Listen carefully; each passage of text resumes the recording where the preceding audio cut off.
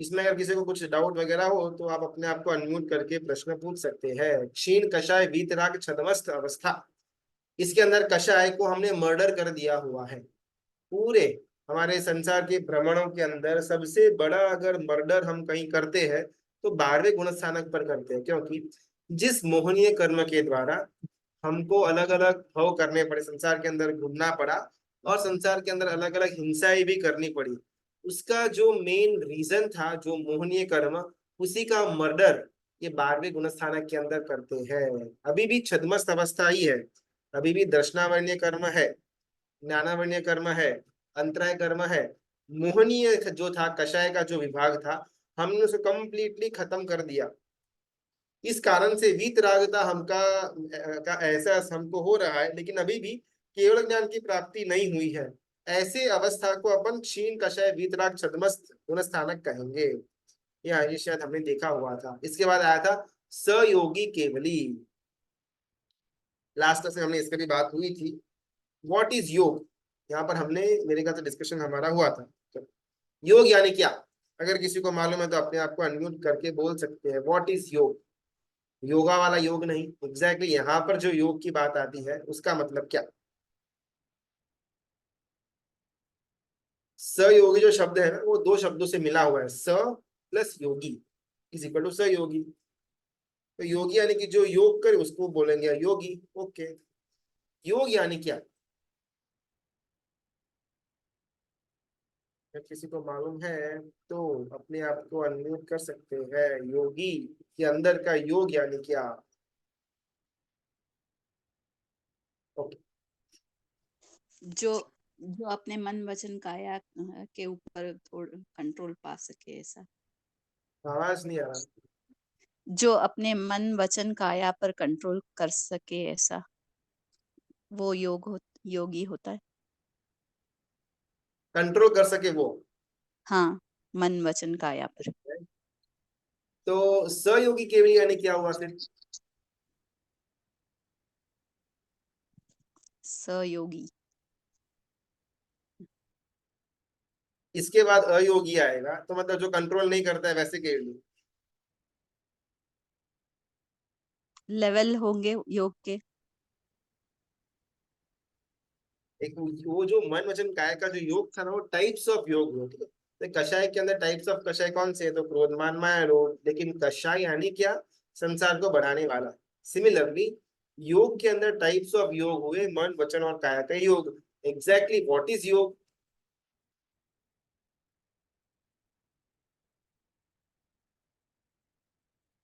योग यानी कि ऐसी कोई भी क्रिया जो हमको हमारे लक्ष्य यानी कि मोक्ष तक लेकर के जाए, उसको हम योग कहेंगे। अभी भी हम योग कर रहे हैं, चौथे गुणस्थानक में भी करेंगे, 8वें में भी करेंगे, 10वें 11वें 12वें 13वें तक हमारा योग चालू रहेगा। बिकॉज हमारा जो लक्ष्य था सिद्धत्व, उसकी प्राप्ति अभी भी हमको नहीं हुई है, तो अभी हमारा लक्ष्य पूरा नहीं हुआ। तो इस समय भी हमारे पास योग है। कर्म के स्टार्टिंग के अंदर ना हमने जाना था कि तो कर्म तो, तो गुरुजी, एक प्रश्न है।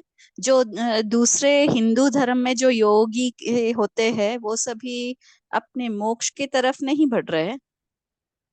योगी यानी योग जीव। यानी हाँ। योग यानी कि जो अपने लक्ष्य की तरफ काम करे। अभी उनका लक्ष्य क्या है वो उनको मालूम, उनका लक्ष्य भी अपन वैकुंठ में जाएंगे, विष्णु क्या वगैरह ये वो सेवा वगैरह, तो वो उनका लक्ष्य है। तो उसके लिए योग की साधना कर रहे हैं, आखिर ध्यान ही कर रहे हैं, लेकिन वो ध्यान के लिए लक्ष्य जो था वो सबका चेंज होगा। हमारा लक्ष्य है कि भी हमको सिद्धत्व की प्राप्ति हो, तो हमको वो योग कहा गया हुआ है। किसी का यह लक्ष्य कुछ और होगा, जन्नत मिले जहानुम वगैरह जो कुछ भी है, तो उसके लिए वो ध्यान या कोई भी साधना के अंदर आगे बढ़ते हैं, तो वो उनका योग हुआ।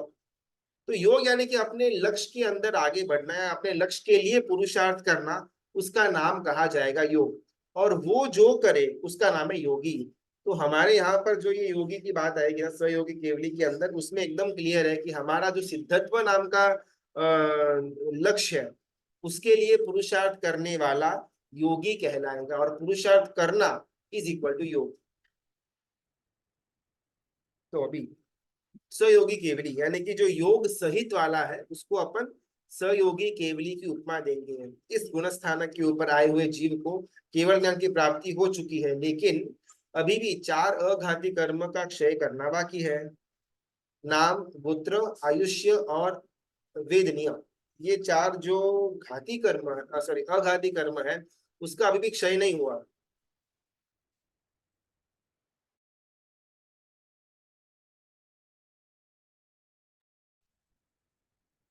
तो अभी भी उसका ना क्षय नहीं हुआ 4 अघाती कर्मों का, ठीक है।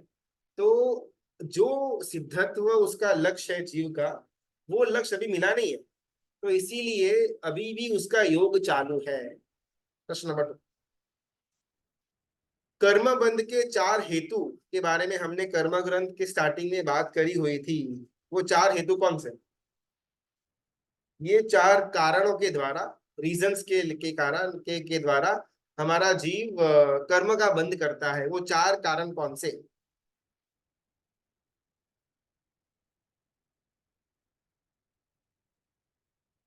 4 रीजंस, किसी भी कर्म का बंद करने के पीछे 4 कारण। हमने वो आटा, पानी, नमक एक्सेट्रा का एग्जाम्पल लिया हुआ था, अगर याद आए तो। कर्म बंद के पीछे के कारण, अविरति, कसाय, अविरति, कसाय, योग, प्रमाद, सबसे पहला कौन सा? सबसे डेंजरस? मिथ्यात्व, मिथ्यात्व, मिथ्यात्व, सबसे पहला मिथ्यात्व। सेकंड अवीति, अविरति। थर्ड कषाय, और चौथा योग। अभी मिथ्यात्व जो है ना, वो ऑलरेडी पहले गुणस्थानक के अंदर ही निकल गया, तभी तो अपन सम्यक्त्व के अंदर चौथे गुणस्थानक में आए, राइट। तो पहला हमारा रीजन तो वहीं पर निकल गया। जैसे ही चौथे से हम पांचवे के अंदर आए, यानी कि अविरत सम्यक दृष्टि से हम सम्यक देश विरत सम्यक दृष्टि के अंदर आए, हमारे अंदर राव अवीरति नाम का दोष भी निकल गया। अभी जो कषाय है, वो कषाय 5th गुणस्थानक से लेकर के 12वें गुणस्थानक तक हमारा साथ ही नहीं छोड़ता। 5वें गुणस्थानक के अंदर भी कषाय था, चौथे के अंदर भी था, तीसरे के अंदर भी था, फर्स्ट में तो था ही था। 12th गुणस्थानक तक कषाय हमारे साथ रहेगा। क्षीण कषाय, यानी कि एकदम हल्का मात्रा वाला है, जिसका अपन मर्डर करने वाले हैं, लेकिन 12वें गुणस्थानक तक भी कषाय हमारे साथ रहने वाला है। तो 4 जो कारण थे कर्म बंद करने के पीछे के, उसमें सबसे भयंकर, सबसे ज्यादा जो प्रॉब्लमेटिक तत्व है कर्म बंद करवाने का कारण जो है, वो कषाय है। बिकॉज पहले गुणस्थानक से लेकर के 12वें तक ये हमारा साथ नहीं छोड़ता, और ये कषाय के पास ताकत है हमको नीचे गिराने की।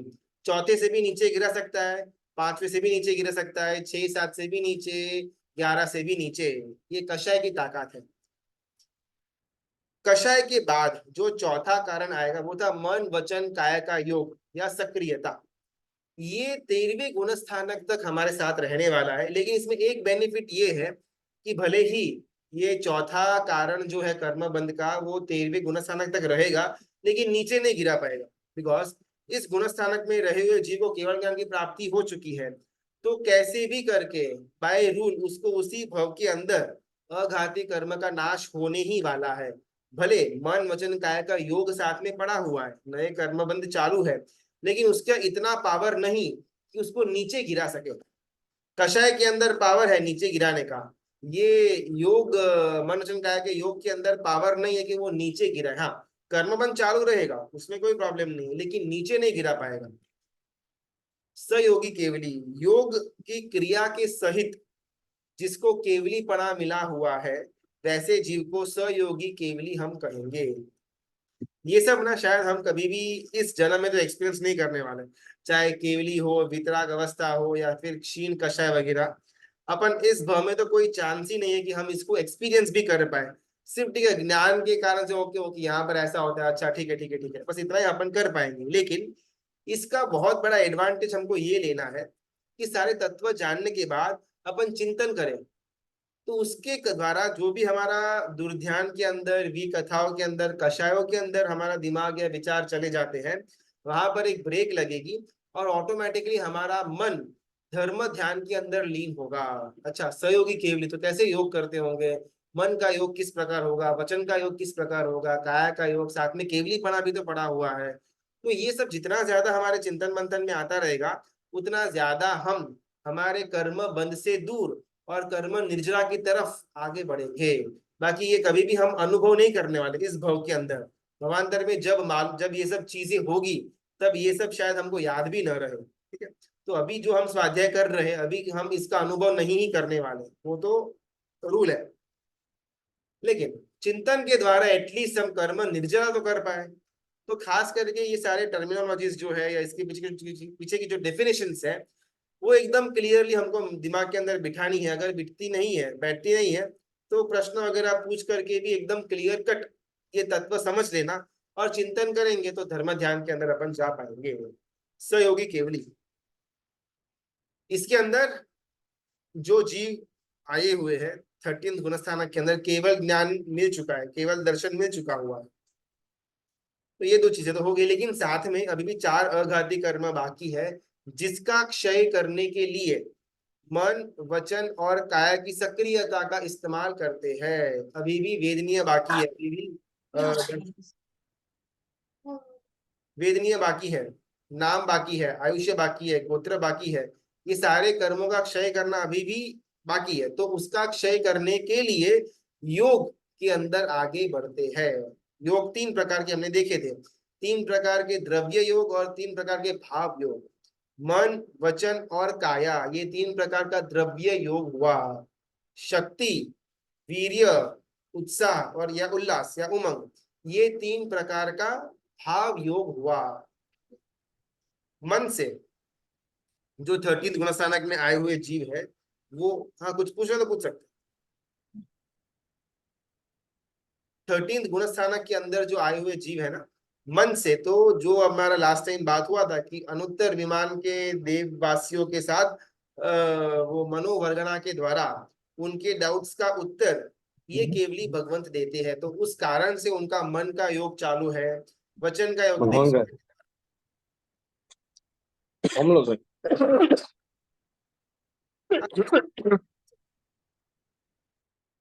ठीक है, ओके। दूसरा वचन का योग, ठीक है। तो देशना वगैरह देने के द्वारा, किसी को धर्म के अंदर स्थिर करने के द्वारा, शासन की स्थापना करने के द्वारा, गणधर भगवंतों को धर्म का ज्ञान इत्यादि देने के द्वारा, विवाचना देने के द्वारा भी वो अपने वचन का योग जो है उसका इस्तेमाल कर रहे हैं। और विहार करने के द्वारा, समोसन के अंदर चल करके पहुंचने के द्वारा वगैरह वगैरह, वो अपने काया का इस्तेमाल, काया का योग कर रहे हैं। तो मन योग हुआ, वचन योग हुआ और काय योग हुआ। ये तीनों के 3 योग इस समय केवली भगवंत को मौजूद है। मेरा प्रश्न, जिनको केवल ज्ञान हुआ है वैसे जीव क्या श्वास लेंगे, ब्रीदिंग चालू होगा या नहीं?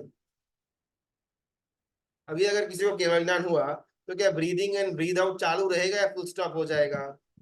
चालू रहेगा, शरीर तो है। शरीर तो है, चालू तो रहेगा। ये सिर्फ 13th गुणस्थानक के अंदर मन, वचन और काया सक्रिय रहेगी। जैसे ही जीव 13वें गुणस्थानक को छोड़ करके 14वें गुणस्थानक पर आएंगे, उनका मन का भी योग स्टॉप, वचन का योग स्टॉप, काया का योग स्टॉप। कोई भी तीर्थंकर परमात्मा का अगर अपन चरित्र पढ़े ना, तो हमेशा आएगा कि उनका जब अंतिम समय चल रहा था, उसके 1 दिन पहले, 2 दिन पहले उन्होंने छठ का पचखान कर दिया था या उपवास का पचखान कर दिया था। आज अगर निर्वाण होने वाला है और आज मैं खाऊं वापरूं, ये कभी भी 3 काल में कोई भी केवली भगवान के अंदर नहीं होगा। चाहे केवली हो या तीर्थंकर परमात्मा हो, कि वो कोई भी केवल ज्ञान की प्राप्ति करने के बाद जीव जब 14वें गुण स्थानक पर आएगा, तब मन का भी कंप्लीट योग निरोध, वचन का भी कंप्लीटली योग निरोध, काया का भी योग निरोध। न मन वापरेंगे, न वचन वापरेंगे, न काया को वापरेंगे। 14वें गुणस्थानक में आया हुआ जीव श्वास भी नहीं लेगा, जिंदा है अभी तक अंदर आत्म तत्व पड़ा हुआ है।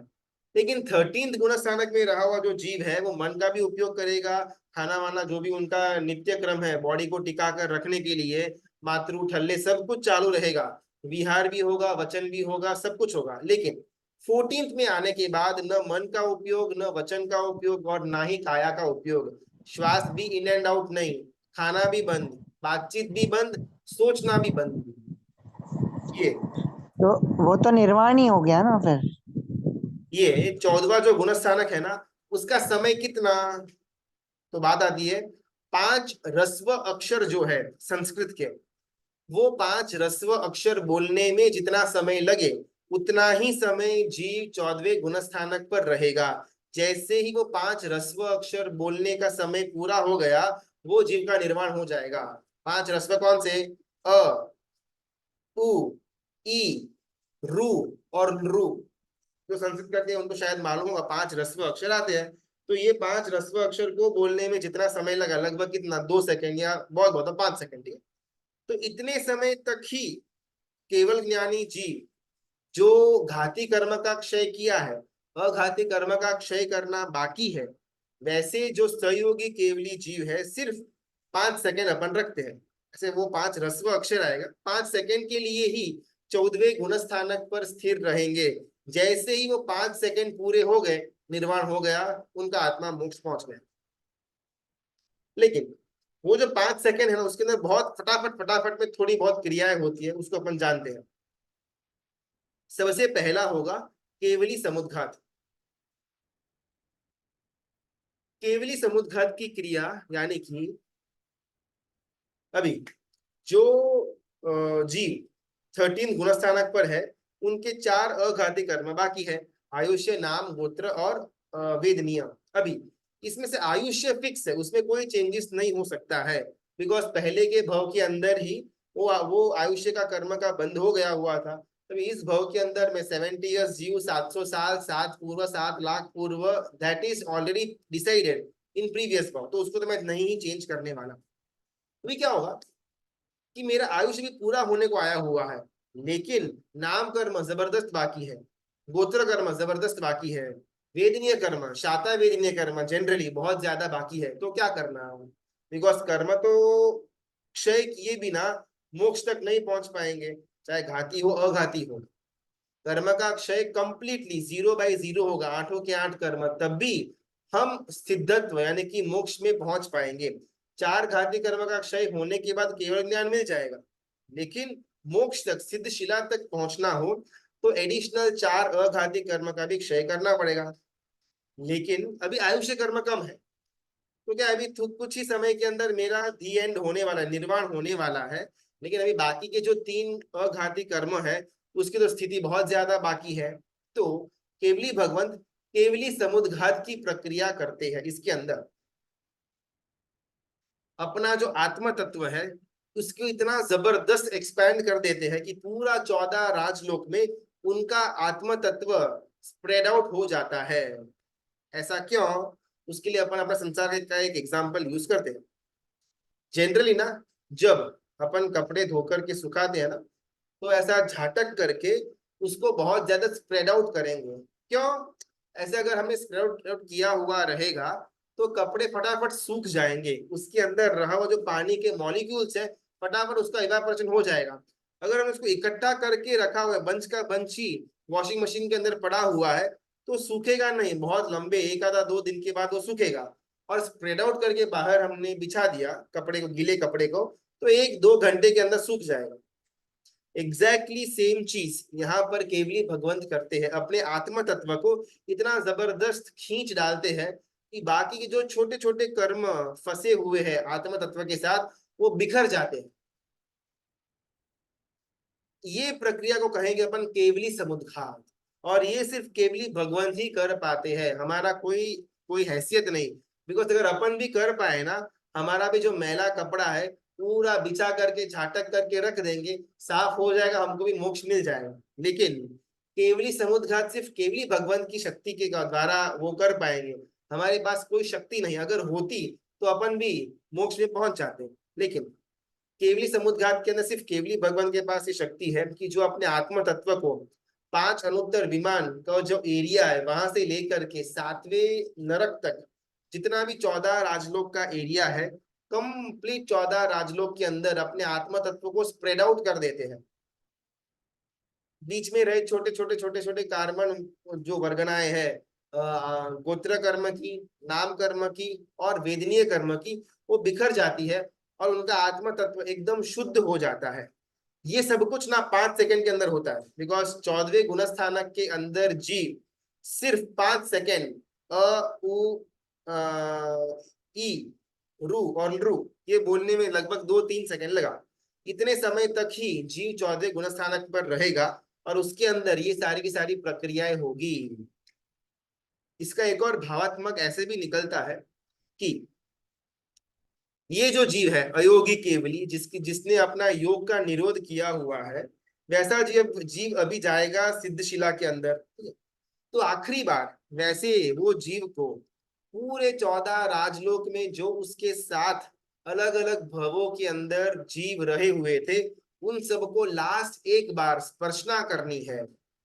बिकॉज ये जो 14वें गुणस्थानक में आया हुआ जीव है, वो भी संसारी जीव था पहले, अनंत संसार उसका भी था, अभी दी एंड हुआ। तो अनंत संसार में अनंत बार जन्म हुआ, अनंत बार मरण हुआ, और पूरे 14 राजलोक में रहे हुए अनंत जीवों के साथ अनंत पर्याय उसके थे। कभी किसी का बाप बना, किसी का बेटा बना, किसी का ये बना, किसी का वो बना, किसी का कुत्ता बना, गधा बना, देव बना, नरकी बना। अलग अलग जीवों के साथ अलग अलग पर्यायों में ये जीव जुड़ा हुआ था अयोगी केवली। अभी उसका फाइनल टाटा बाय बाय चल रहा है, तो अभी मैं कभी वापिस ये 14 राजलोक के अंदर नहीं आने वाला। इस कारण से मैं मेरे आत्मा तत्वों के द्वारा आपके आत्मा तत्व की स्पर्शना करके टाटा बाय बाय करने के लिए आया हुआ हूँ, और बस 1 सेकंड के अंदर तो ये पूरा हो जाएगा। और उनका जो आत्म तत्व जो पूरा बिछा हुआ था 14 राजलोक के अंदर, वापिस से उनके बॉडी के अंदर संकुचित हो जाता है। इसको कहेंगे केवली समुद्घात। सेकंड, योग निरोध जो हमने जाना, न मन का उपयोग, न वचन का उपयोग, न ही काया का उपयोग। वीर परमात्मा, उनका जब आखिरी समय उनको मालूम पड़ा कि बस अभी आयुष्य कर्म बहुत ही कम बाकी रहा हुआ है, आखिरी के 48 आवर्स तीर्थंकर परमात्मा वीर प्रभु ने नॉन स्टॉप देशना दी। तो उनको मालूम था कि आने वाला बहुत ही विचित्र काल है, उसके अंदर हो सके उतना ज्ञान अगर लोगों के पास रहेगा तो शायद अपने आप को थोड़ा अधर्म से बचा पाएंगे। इस उद्देश्य से उन्होंने कंप्लीटली वो 48 आवर्स की देशना दी। ये हमारा पॉइंट ऑफ व्यू है।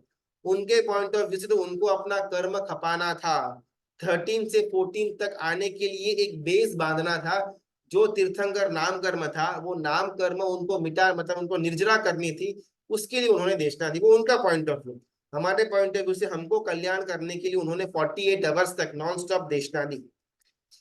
कि देशना देने के बाद अगर किसी ने सुना हुआ हो ना, तो दिवाली के प्रवचन की धारा आती है, तो उसमें जनरली ये बात आती है कि 48 आवर्स पूरे हो जाने के बाद परमात्मा वीर प्रभु अपने सिंहासन से आरूढ़ जो थे वहां से खड़े हुए, समोसन से नीचे आए, और हस्तिपाल राजा की जो पुरानी शाला थी, हस्तशाला थी, अश्वशाला थी, उसके अंदर जा करके स्थिर हो जाते हैं।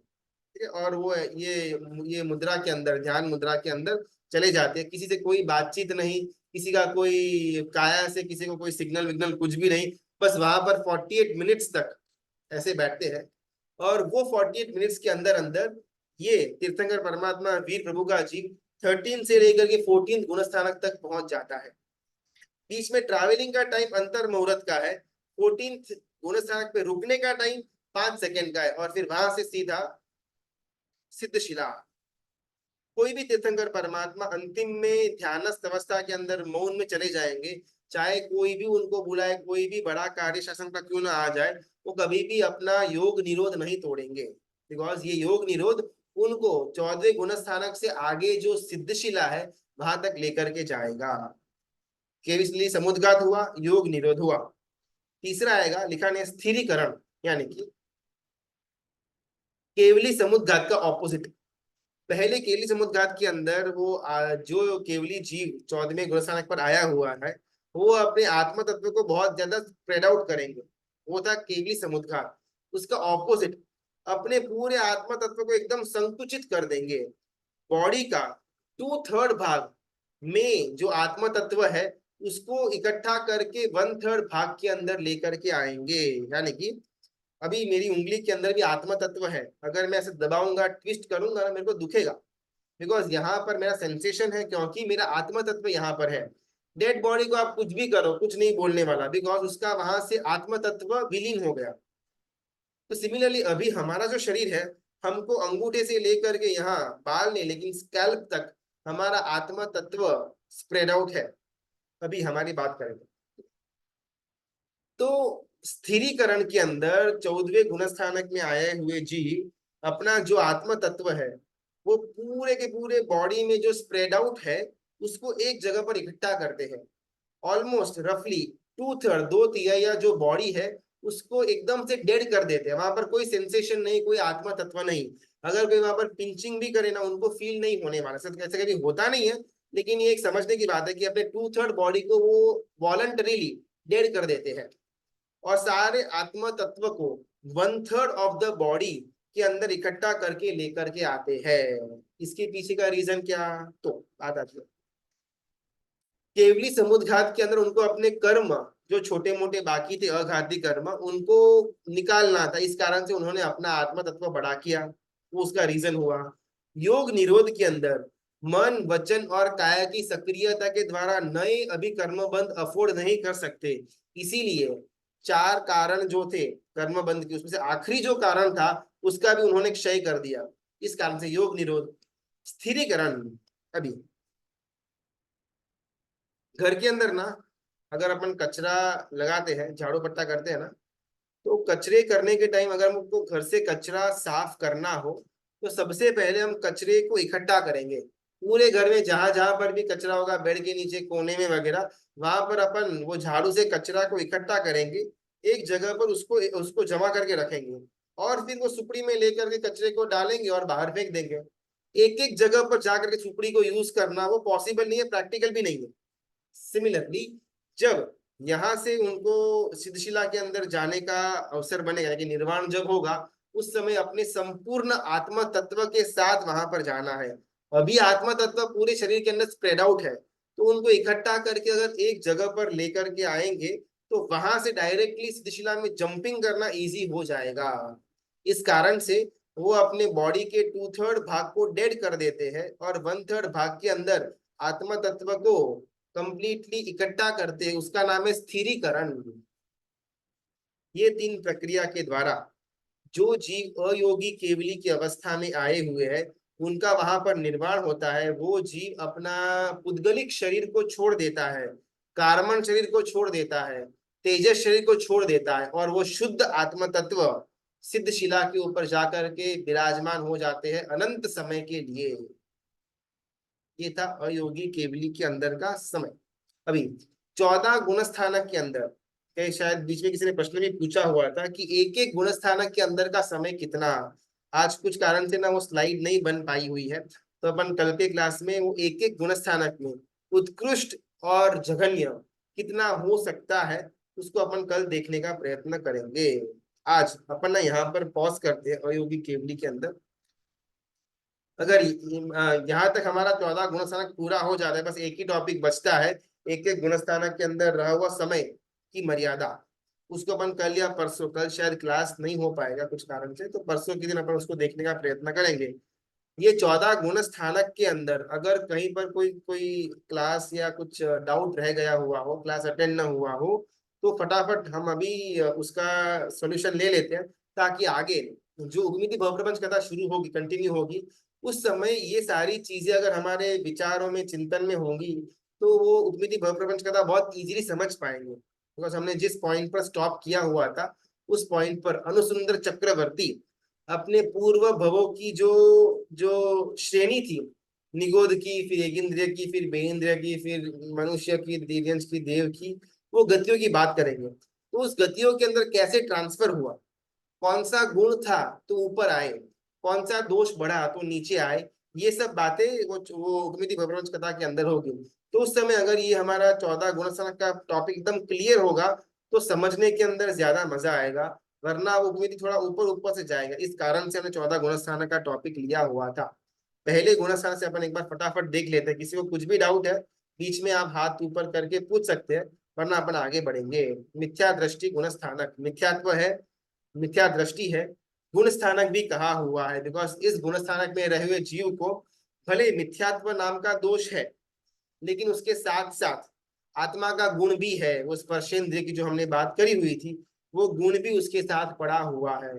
तो दोष भी है और गुण भी है, तो पॉजिटिव एंगल के द्वारा गुण को ज्यादा प्रधानता दी गई है। इस कारण से भले ये दोष होने के बावजूद भी मिथ्या दृष्टि गुण स्थानक कहा जाएगा, दोष स्थानक नहीं।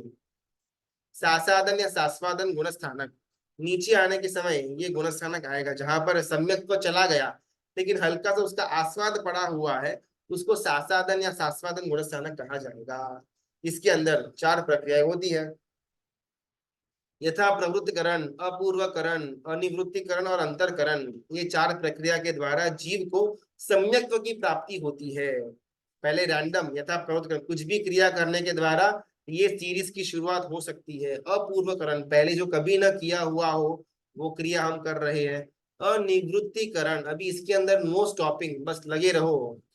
और अंतरकरण, जो कुछ भी अंतर के अंदर पड़ा हुआ था उसको हमने साफ कर दिया, मिथ्यात्व को, और हमको सम्यक्त्व मिला। इसके लिए हमने वो एक लड़के और लड़की की प्रेम कहानी का एक एग्जाम्पल लिया हुआ था।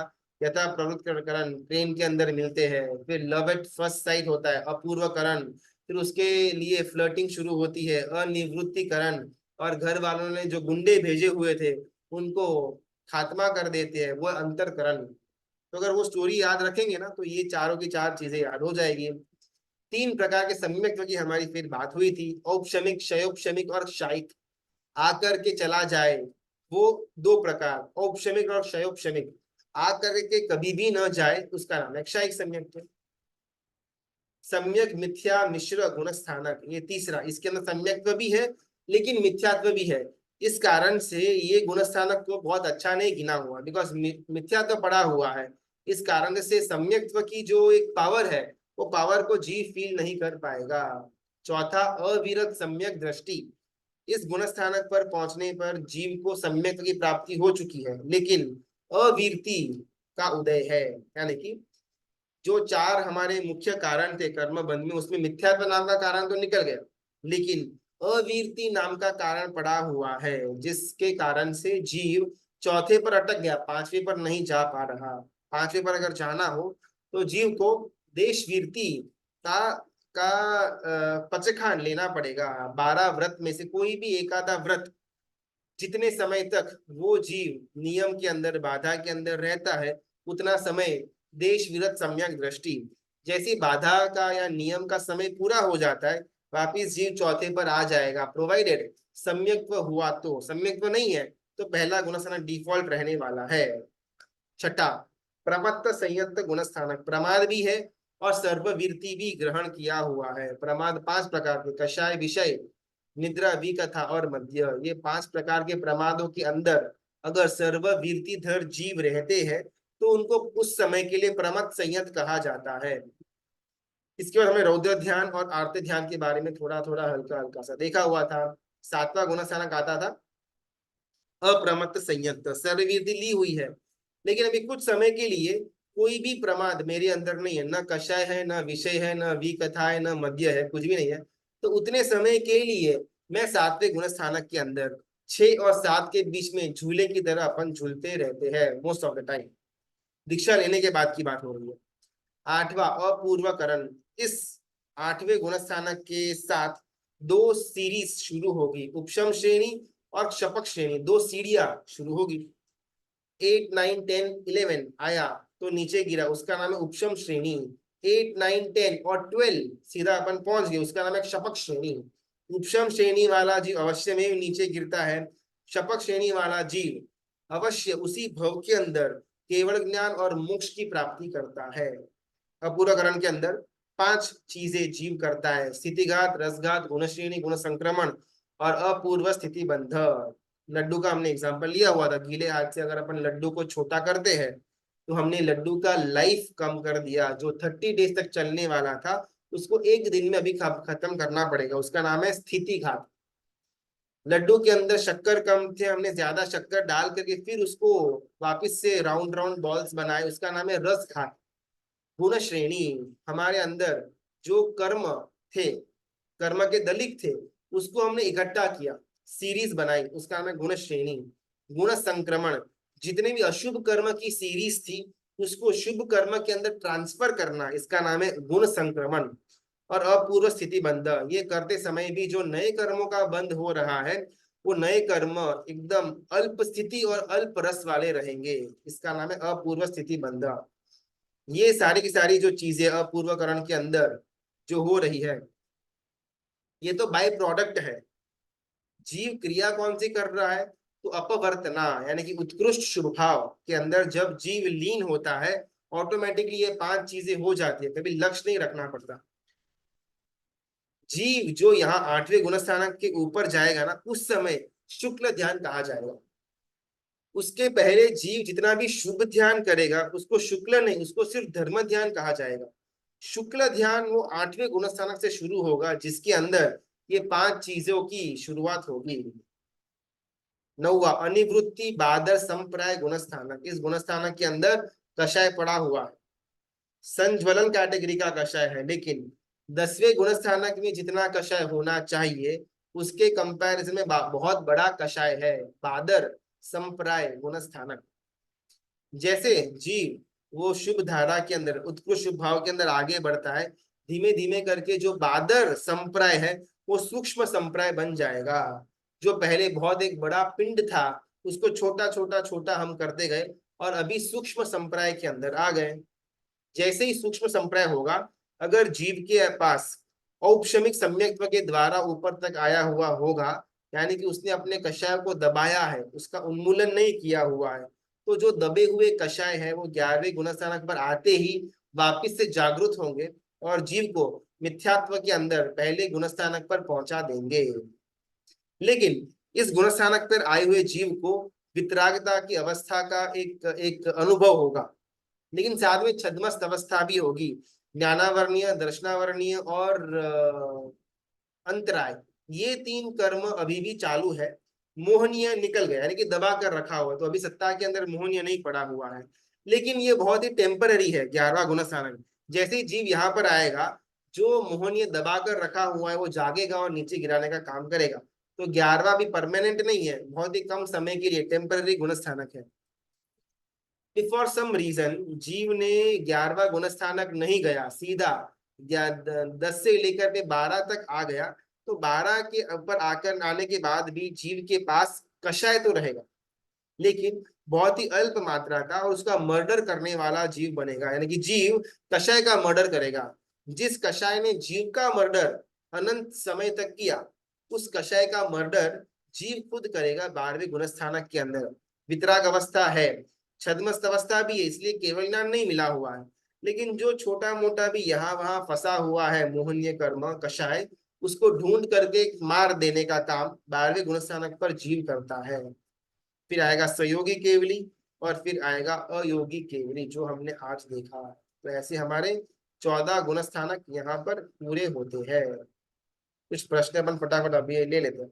अगर परमात्मा में मन नहीं होता तो हम परमात्मा से जो बात करें या अपनी इच्छा मांगे और वो इच्छा भी पूरी हो जाए, ये सब कौन करता है? उनको थोड़ा ना अपना विचार बदलना पड़ेगा। परमात्मा के पास प्रार्थना करने में अगर मन नहीं है तो हमारी इच्छा कैसे पूरी होने वाली है? फॉर एग्जाम्पल, अगर मुझे घर के अंदर पैसों की प्रॉब्लम है, तो मैंने पैसे के लिए परमात्मा से मांगनी की, तो कभी भी परमात्मा मुझे पैसे नहीं देने वाले, परमात्मा मुझे केवल ज्ञान भी नहीं देने वाले, तो पैसे तो बहुत दूर की बात है। तो जो मुझे मेरे साथ अच्छा होता है, मैंने परमात्मा के पास मांगने की पैसे की फॉर एग्जाम्पल, और मुझे पैसे मिले, उसे परमात्मा का कोई रोल प्ले नहीं है था। मेरे जो पूर्व कर्म थे वही क्षीण हो गए और मेरे शुभ कर्मों का उदय हुआ, जिस कारण से मुझे धन की प्राप्ति हुई। तो परमात्मा ने कुछ नहीं किया, लेकिन परमात्मा के लिए जो शुभ भाव मैंने रखा हुआ था, वो शुभ भावों के कारण से मेरे खुद के अशुभ कर्म का विसर्जन हुआ और उसके बाद जो शुभ कर्म था उसका उदय हुआ, जिस कारण से मुझे जो पैसे की मांग थी वो मेरी मांग पूरी हुई। लेकिन इसमें पूरा रोल प्ले कर्मों का और मेरे भावों का आएगा। परमात्मा का यहाँ पर रोल प्ले बहुत लिमिटेड है, निमित्त है। हमने परमात्मा को देखा, जिन बिंब को देखा और हमारे अंदर अच्छा भाव आया, बस यहाँ तक ही परमात्मा का रोल प्ले था। उसके बाद वो भाव हमारे कितने उत्कृष्ट जाते हैं, ये मेरे हाथ की बात है। हाँ लब्धि बहन बोल सकते।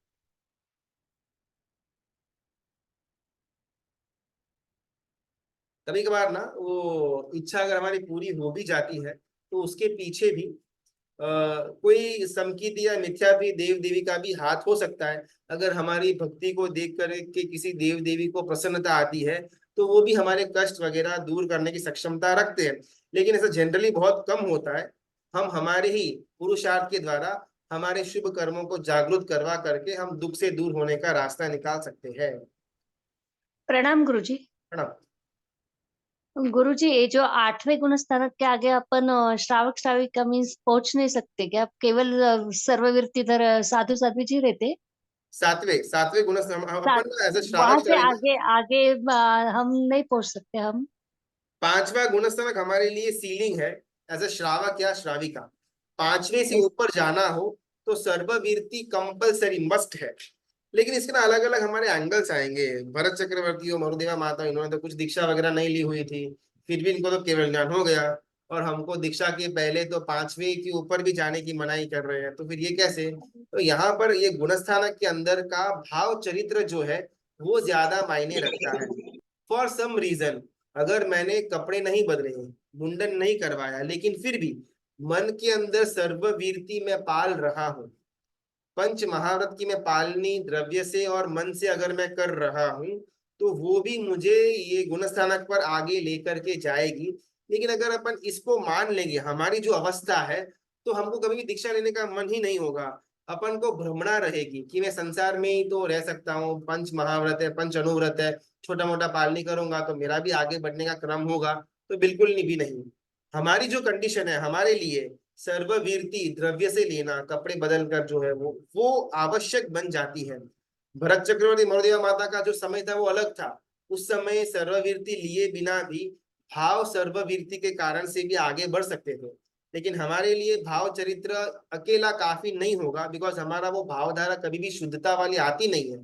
तो हमारे लिए द्रव्य चरित्र प्लस भाव चरित्र दोनों साथ में होगा तो ही छठे और सातवें तक अपन पहुंच पाएंगे। गुरुजी, हाँ अभी जो अपने उग्र तपस्वी हंस रत्न सुरेश्वर जी महाराज साहब है ना, उनको अपन क्या क्या समझेंगे इस कैटेगरी में? फिर वो तो अभी समझना कितने क्यों है? वो 10वें पर है, 12वें पर, 14वें पर, चौथे पर, आपको क्या करना? नहीं नहीं मीन्स है उनकी कौन से भावधारा गुण स्थानक पे भावधारा है? क्या रहती है उनकी फिर? अरे हमको हमको वो गुण स्थानक कौन से उसको देख करके ज्यादा सम्मान आएगा, ज्यादा बहुमान होगा। अगर मैं बोलूं कि वो पहले गुण स्थानक पर है तो क्या मान कम हो जाएगा? ना ना ना, उनकी मीन्स रोज की भावधारा कितनी उत्कृष्ट है, कैसे मीन्स कितना लेवल उत्कृष्ट है, तो अपन मीन्स कैसे समझना है ये सब? समझना कैसे मतलब उनकी भावधारा उत्कृष्ट है अभी इसमें, बिकॉज ये ना पूरा अनुभव का खेल है। जो 14 गुण स्थानक है ना, इसमें ज्ञान को अच्छा। साइड में रखना है, अनुभव को लेकर के आने का है। सम्यक तो भी अनुभव है, ज्ञान नहीं है। वितरागता भी अनुभव है, ज्ञान नहीं है। केवल ज्ञान तो सिर्फ 13 गुण स्थानक पर आएगा, उसके पहले सिर्फ अनुभव अनुभव अनुभव चलता रहेगा। तो चाहे कोई भी गुरु भगवंत क्यों ना हो, आज के समय के अंदर सातवें से ऊपर कोई भी नहीं जा पाएगा एट द मैक्सिमम। एकदम अपन ऑप्टिमिस्टिकली सोचे तो कोई भी गुरु भगवंत सातवें तक ही रहेंगे, अभी की बात हो रही है। तो चाहे आप किसी भी गुरु भगवंत की बात करो, सातवें से ऊपर वो नहीं हो सकते हैं। अभी उनकी शुभ धारा कैसी है, कितनी उत्कृष्ट है, वो खुद ही बता पाएंगे, अपन तो कैसे बोल पाएंगे उनके लिए।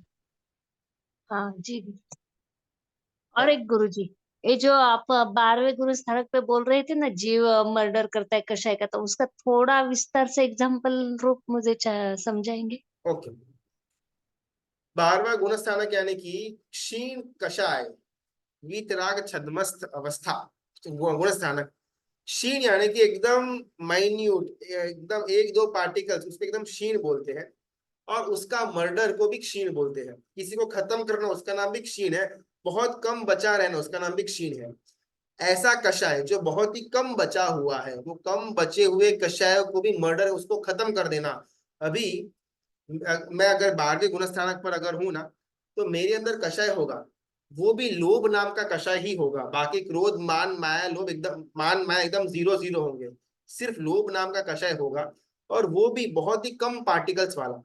अभी मैं मेरे धर्म ध्यान के द्वारा, शुक्ल ध्यान के द्वारा, वो जो कई कोने के अंदर 2-4 पार्टिकल्स पड़े हुए लोभ नाम के कषाय का, उसको ढूंढ करके वो लोभ को भी वो मैं मेरे आत्मा तत्व से दूर करता हूँ। इसका नाम है 12वां गुणस्थानक।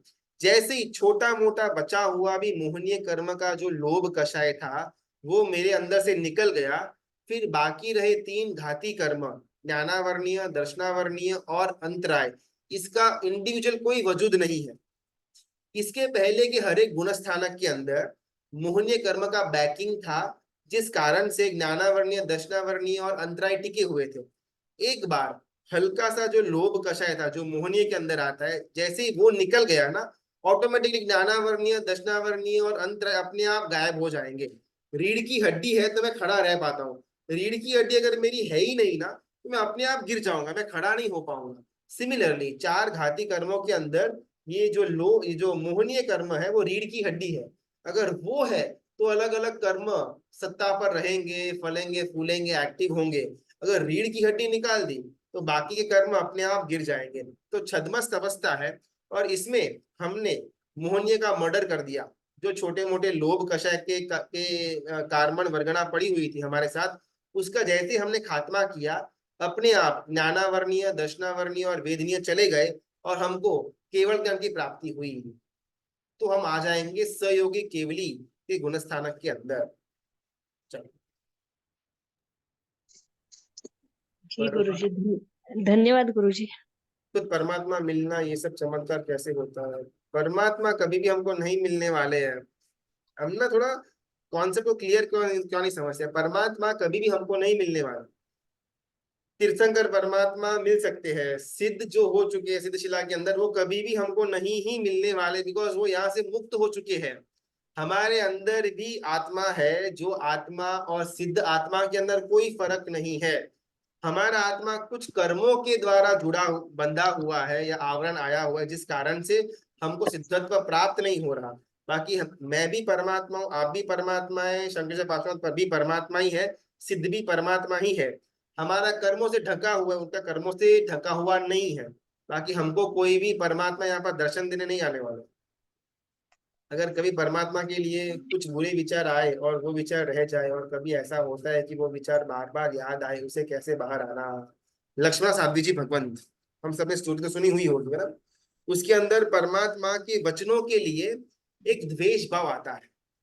तो साध्वी जी भगवंत 2 पक्षियों को मैथुन क्रिया करते हुए देख लेते हैं और उनके मन में विचार आता है कि भाई अरिहंत परमात्मा सर्वज्ञ है, ठीक है, तो उन्होंने ये चौथा व्रत क्यों दिया? बिकॉज ये संभोग करने में तो कितना आनंद आता है, वो पक्षियों को देखो कितना मजा ले रहे हैं। मेरे ख्याल से उन्होंने गलती की अरिहंत परमात्मा ने चौथा व्रत लेकर के आने के लिए। बिकॉज उनको तो क्या मालूम था, वो तो कभी भी ये संभोग वगैरह नहीं करते थे, तो उनको क्या मालूम कि इसमें कितना मजा आता है। ऐसा उनके मन में विचार आया था, ठीक है। कुछ समय के लिए रहा, लेकिन फिर वापिस स्थिर हो गए, अरे नहीं नहीं नहीं, अरिहंत परमात्मा है, सर्वज्ञ है, केवल ज्ञानी है, तो उन्होंने तो सब कुछ देख करके ही बोला हुआ रहेगा। तो शायद 2 मिनट या 20 मिनट तक का वो उनका दुर्विचार रहा हुआ था लक्ष्मण साध्वी जी भगवंत का। उसका प्रायश्चित भी लेते हैं, लेकिन उसमें थोड़ी बहुत माया करते हैं। लेकिन जस्ट इमेजिन कि वो 20 मिनट या आधे घंटे तक का जो जो बुरा विचार आया हुआ था साध्वी जी भगवंत को, उसका प्रायश्चित के अंदर गड़बड़ किया माया की, जिस कारण से 84 तक उनका जीव घूमता रहा और नेक्स्ट 84 के अंदर प्रथम तीर्थंकर परमात्मा के शासन काल में जन्म लेंगे और फिर उनको केवल ज्ञान की प्राप्ति होगी। 20 मिनट मैक्सिमम, इतने समय के लिए ही उनको परमात्मा के लिए या परमात्मा के वचनों के लिए एक द्वेष भाव, दुर्भाव या वो गलत है ऐसा उनको मन में विचार आया। उसके कारण से इतना भाव बढ़ा। हाँ, इसमें माया की पश्चाताप के समय वो भी एडिशनल फैक्टर तो है, लेकिन पूरे ये प्रायश्चित का हो या ये उनका जो भव भ्रमण हो, उसका ओरिजिन पॉइंट क्या था? तो 20 मिनट के लिए अरिहंत परमात्मा के लिए दुर्भाव आया। अगर हमारा भी ये दुर्भाव आता है और रहता है, तो हमको कुछ ना कुछ शुभ ध्यान करके भी फटाफट पुरुषार्थ करके उसको बाहर निकाल देना और उचित प्रायश्चित हमको ले लेने का गुरु भगवान के पास जाकर के। खाली रात्रि भोजन ना पचखान लीधा हो तो सनसेट सुधी खाई सके, पानी पी सके सनसेट पछी। देखो अगर हमने रात्रि भोजन के त्याग का पक्षान लिया हुआ है तो भोजन का त्याग हम करना ही पड़ेगा। ठीक है? पानी की छुट्टी रखना या न रखना वो डिपेंड करता है कि भाई मैंने जब रात्रि भोजन त्याग का नियम लिया हुआ था तब क्या मैंने ऐसा कोई भी क्लॉज रखा हुआ था। तो इस रात्रि भोजन त्याग का जो नियम है ना, सिर्फ धारणा अभिग्रह पक्षखाई के द्वारा आ जाता है। तो धारणा अभिग्रह के अंदर मैंने कैसी धारणा करी हुई है उस हिसाब का मेरे को पक्षखान लगेगा। तो अगर रात्रि भोजन त्याग करते समय मैंने पानी के त्याग का भी पक्षखान लिया हुआ था, धारणा करी हुई थी, तो मैं पानी नहीं पी सकता। लेकिन रात्रि भोजन त्याग का पक्षखान लेते समय अगर मैंने छुट्टी रखी थी कि कभी कभार गर्मी की सीजनों के अंदर प्यास लगे रात को तो मैं तिबियार का पक्षखान लूंगा, अगर ऐसा मैंने उस समय धारणा करी हुई थी तो हम अभी के टाइम के अंदर भी सूर्योदय के समय के आसपास तिबियार का पक्षखान लेकर के पानी पी सकते हैं। लेकिन अगर उस समय हमने स्ट्रिक्टली खाना या पानी कुछ भी नहीं वापरूंगा ऐसा धारणा करी हुई होगी तो तिबियार का पक्षखान करना डिफिकल्ट है। सब किस बेसिस पर रखे देंगे तो वो लांछन क्या है ना, उनका जो आखिरी भाव के अंदर जो जन्म हुआ था उस समय वो आकृति उनके किसी ना किसी बॉडी के ऊपर वो एक सिंबल की तरह थी। जैसे वीर परमात्मा को उनकी झांग यानी कि थाइस के ऊपर सिंह का चिन्ह था, ऐसे अलग अलग परमात्मा के जितने भी लंचन है वो उनको कोई ना कोई बॉडी पार्ट के ऊपर वो बर्थ मार्क की तरह आया हुआ था, जिस कारण से उनका वो एक निशानी या उनका वो एक लंचन बना। चलो आज अपन यहाँ पर पॉज करते हैं, कल शायद हमारा क्लास नहीं होगा। बुधवार को आखिरी जो टाइम लिमिट थी एक एक गुणस्थानक के अंदर की उत्कृष्ट समय, उसको अपन देखने का प्रयत्न करेंगे और फिर बुधवार से ही वापस उपमिति भव प्रपंच कथा के अंदर हम कंटिन्यूएशन में आगे बढ़ेंगे। सबका बहुत बहुत धन्यवाद। मित्रा की आज्ञा विरुद्ध कुछ भी बोला हुआ हो तो मिथ्या में